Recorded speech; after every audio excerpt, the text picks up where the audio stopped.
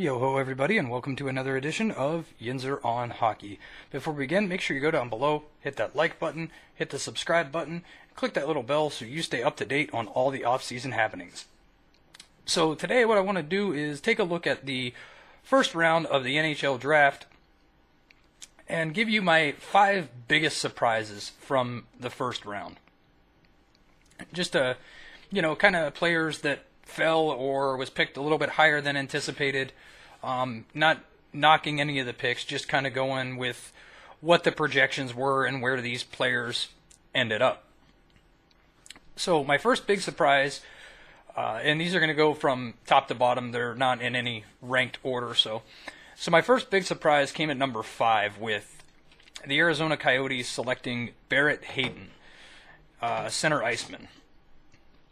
And taking a look at TSN's draft rankings, courtesy of Bob McKenzie, he had Barrett Hayton ranked 11th overall. He was the second center iceman on the rankings. And then on Sportsnet, they had him ranked 12th, or had him projected to go 12th in a mock draft scenario.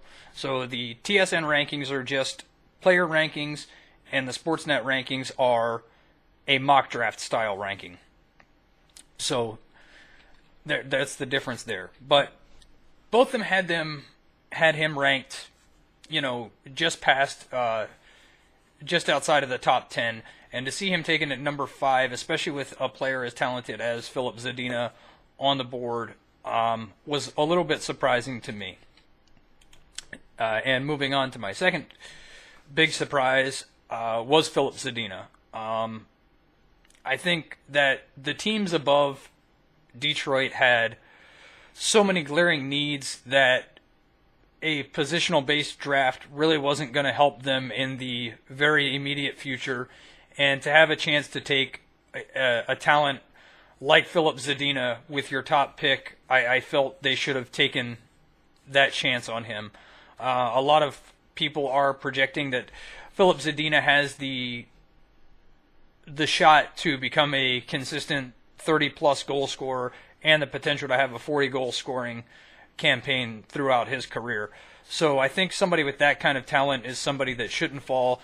And for Detroit to be able to pick him up with the number 6 pick, I think was pretty surprising to even them for him to be on the board there, because there was times throughout the draft process and the scouting process that they were debating between Filip Zadina and Andrei Svechnikov as to who was going to be the second pick in the draft. So they got really good value here at the number 6 pick by having Filip Zadina land in their lap.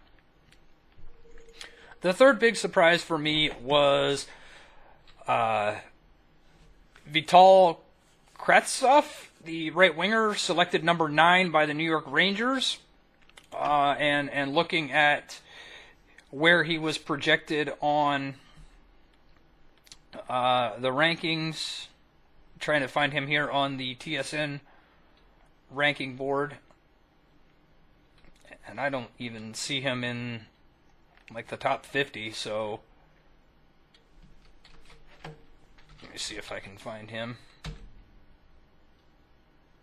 Yeah, so TSN had him ranked at number 12, and in the Sportsnet mock draft, they had him going about 19. So again, he was projected to be a late teen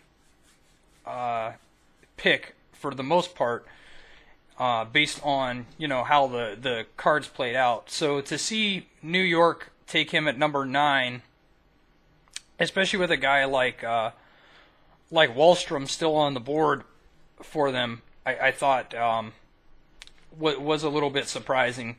I thought that Oliver Wahlstrom was a guy that they were really looking at in New York. I know that there was reports of him interviewing with New York, and that it was pretty much most consensus was that he was going to end up in New York. So to see them, go further down the board for a right winger, I thought maybe they might have given away some value there with that pick. My next big surprise comes at 11 and 12, and these ones I'm kind of combining here.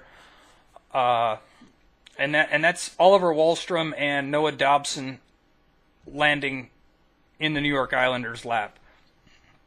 Both of these guys were projected to be top 10 picks along a lot of draft boards. So for them to get that kind of value at 11 and 12, not to just get one of them, but to get two of them, to get both of them together with top 10 talent outside of the top 10, very good value, and great picks for New York, who, you know, if the possibility still exists that John Tavares goes back to the Islanders, these are two guys that you can possibly insert into your lineup at some point this season to help give you some added depth and help your team.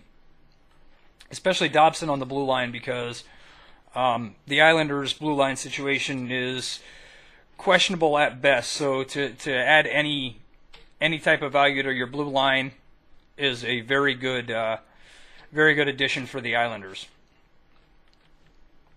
There's a few other surprises along the way of some of the picks that came up, but the biggest surprise to me in the draft was Joe Veleno falling to number 30 in the draft to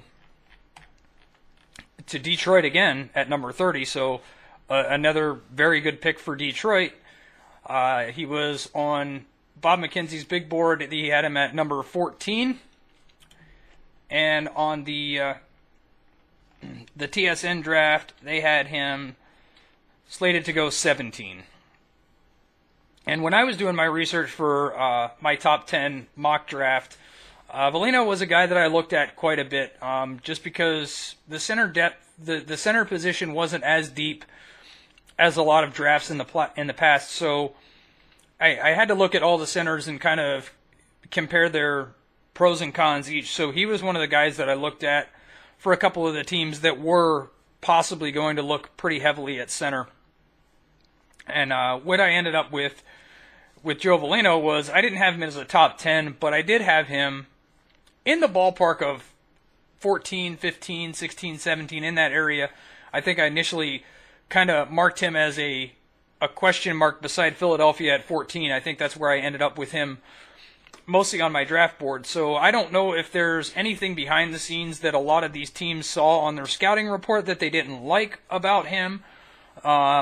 But for him to fall to number 30 to the Detroit Red Wings might have been the biggest surprise in the first round, and in my opinion was the biggest surprise in the first round, because he's a guy that had, like I said, top 15 grades on him on a lot of draft boards, a lot of publication draft boards. So to get him at 30, along with the addition of Philip Zadina at number 6, Detroit comes out of the first round as almost a surefire winner in my eyes, so long as whatever question marks are around him is not going to stump his development. As long as his development stays on track, then I feel like Detroit got a great pick and great value with the number 30 pick with Joey Veleno. So let me know in the comments below, who do you guys think was the biggest surprise in the first round of the NHL draft? Pluses or minuses, either way. Who do you think won the first round of the draft? Which team got the best picks of the first round? And which one of these first round guys is going to have the biggest impact this year? Maybe not career-wise, but this year, which player is going to have the biggest impact? And which one of these guys are we going to be talking about as the Calder Trophy winner next year? Let me know all that in the comments below. Be sure to like and subscribe to the video, and be sure to follow me on all my social media in the description listed below, as I post all my videos immediately to my Twitter, so you'll be the first to know there.